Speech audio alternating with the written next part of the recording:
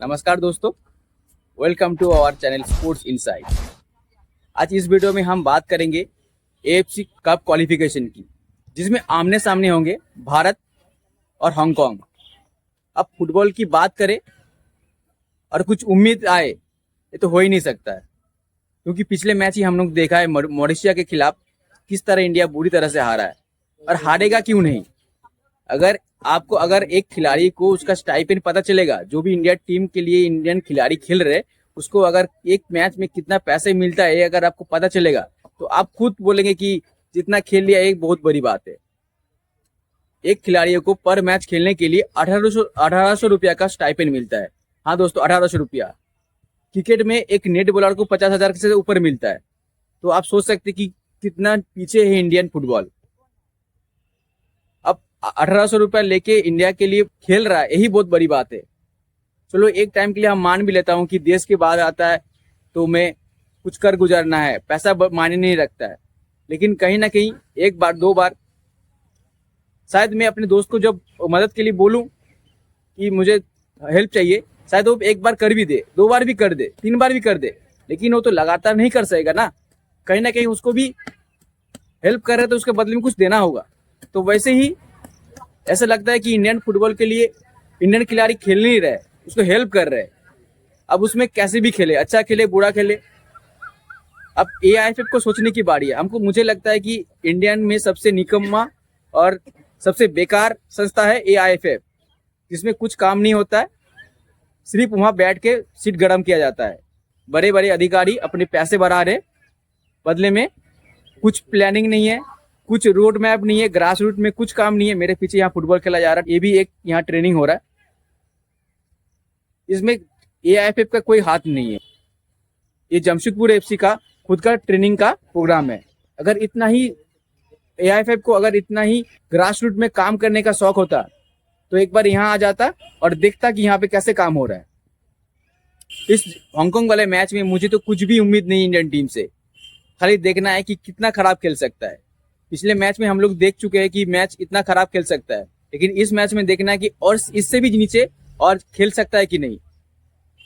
इसके साथ एक पॉइंट में और उठाना चाहूंगा कि हम लोग क्लब फुटबॉल को दोषी मानते, जैसे मनवीर सिंह हो गया, लिस्टन क्लासो हो गया। हम लोग बताते हैं कि वो क्लब के लिए बहुत अच्छा परफॉर्मेंस करता है, लेकिन देश की बात आता है तो उसमें वो खड़े नहीं उतर पाते।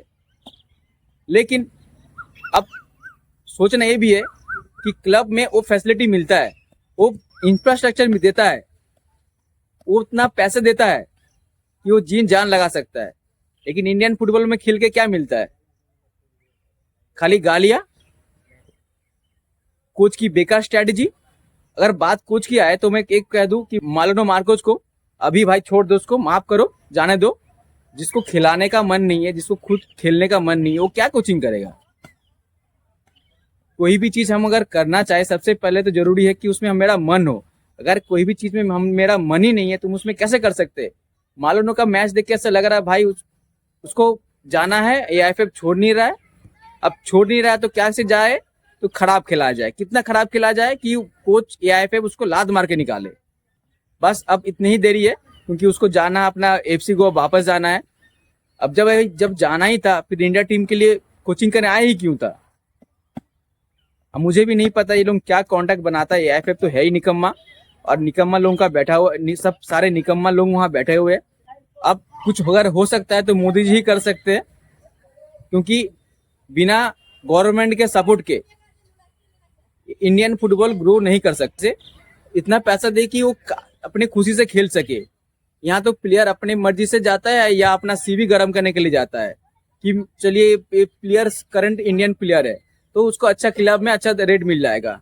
मुझे तो यही लगता है कि इसीलिए आदमी नेशनल टीम के लिए खेलने जाता है, क्योंकि वो उसका सीवी में आ सके।